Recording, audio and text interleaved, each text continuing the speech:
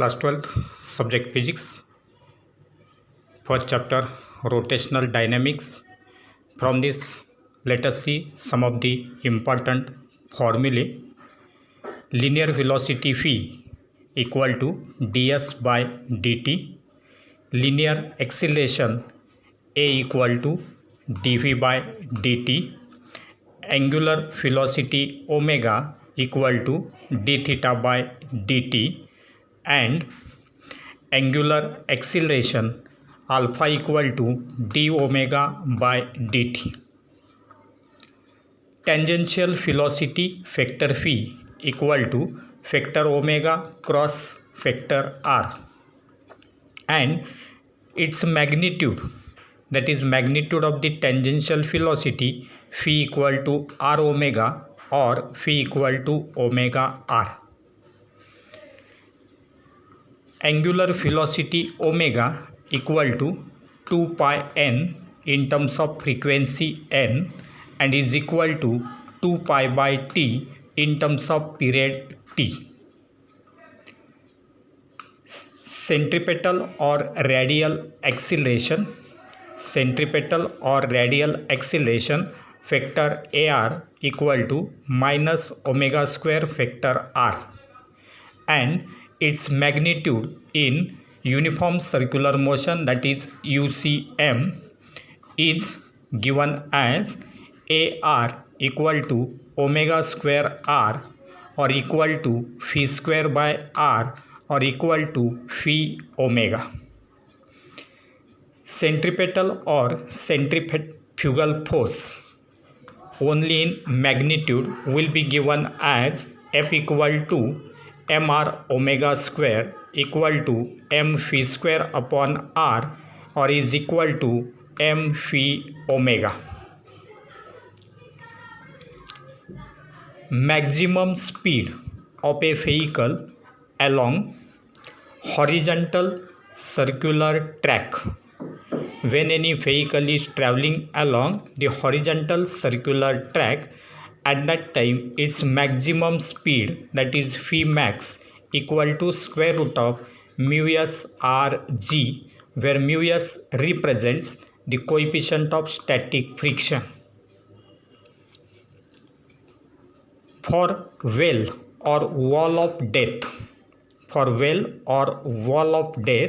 minimum speed, that is phi minimum, equal to square root of rg upon mu s. Maximum speed of a vehicle on a banked road. If you consider the banked road, then for which mu s equal to 0, and therefore the maximum speed of that vehicle on that banked road phi is equal to square root of rg tan theta, or angle of banking theta is equal to tan inverse of phi square by rg. The period of conical pendulum t is equal to 2 pi square root of L cos theta upon g. T is equal to 2 pi square root of L cos theta upon g, and frequency n is equal to, that is frequency of oscillation of that conical pendulum, n is equal to 1 upon 2 pi square root of g upon L cos theta.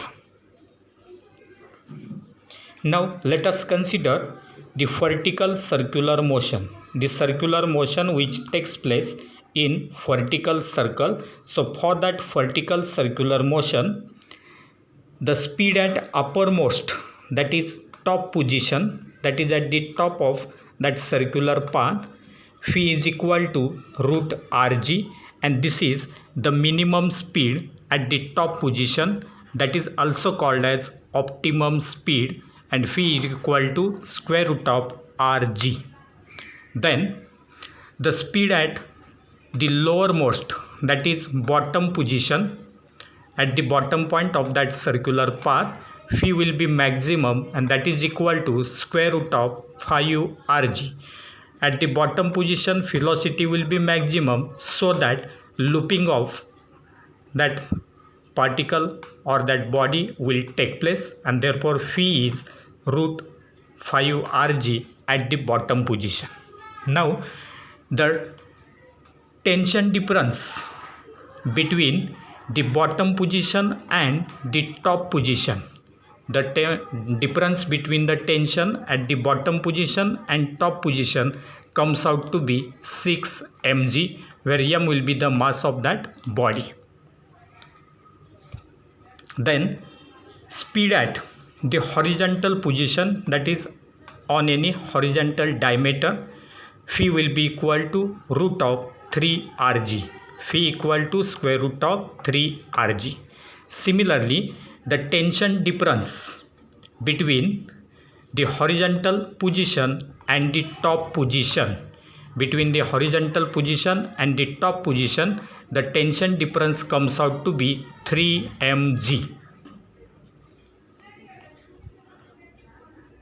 For a vehicle at the top of the convex overbridge, if there is any convex overbridge and if any vehicle is at its top, then the normal reaction n equal to mv square upon r plus mg. N is equal to mv square upon r plus mg. Now the moment of inertia of any rotating body, I will be equal to summation I is equal to 1 to n mi ri square. If that body is having finite number of particles, then we can write I is equal to summation I is equal to 1 to n mi ri square for n particles. But if that body is having infinite number of particles, then we can write I is equal to integration r square dm, where this dm will be the mass of small element of that body. So this equation we can use for infinite number of particles, or in terms of radius of gyration k, I is equal to mk square, where k will be equal to square root of I by m. K is equal to square root of I by m. Then the moment of inertia of a disk, the moment of inertia of a disk about transverse axis, that is axis of rotation passing through its center and perpendicular to its plane, is given by I equal to half mr square, that is mr square by 2. Now the theorem of parallel axis mathematically will be given as theorem of parallel axis IO is equal to IC plus MH square. IO is equal to IC plus MH square. Then similarly, theorem of perpendicular axis, the perpendicular axis theorem will be given as IZ equal to IX plus IY. IZ equal to IX plus IY.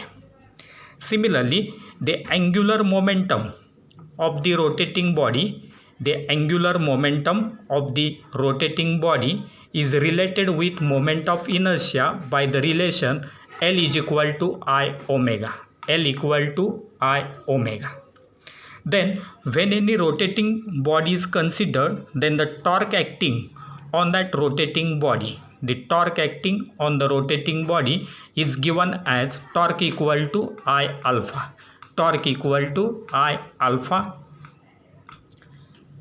Then according to law of conservation of angular momentum, according to law of conservation of angular momentum, if torque acting on that body is equal to 0, then we can write dl by dt is equal to 0, as derivative of this L is equal to 0, therefore L must be constant. So L will be equal to constant, that is angular momentum of that body will be constant. And therefore from this we can write important relation as I1 omega 1 must be equal to I2 omega 2. Because L is constant and L is equal to I omega, therefore we can write I1 omega 1 equal to I2 omega 2. In terms of frequency N1 and N2, this relation will be written as I1 into 2 pi N1 must be equal to I2 into 2 pi N2, because here omega equal to 2 pi N.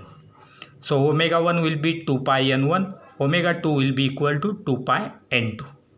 Now if any body is rolling, then for rolling motion of any body, the kinetic energy of that rolling body is given by the formula E equal to half mv square into 1 plus k square by r square. Here k will represent radius of gyration, and therefore kinetic energy E equal to half mv square into 1 plus k square by r square for that rolling motion. Then for pure rolling down on inclined plane, if there is any inclined plane and if any body is purely rolling down on that inclined plane, at that time the speed of the body will be given as phi equal to square root of 2gh upon 1 plus k square by r square.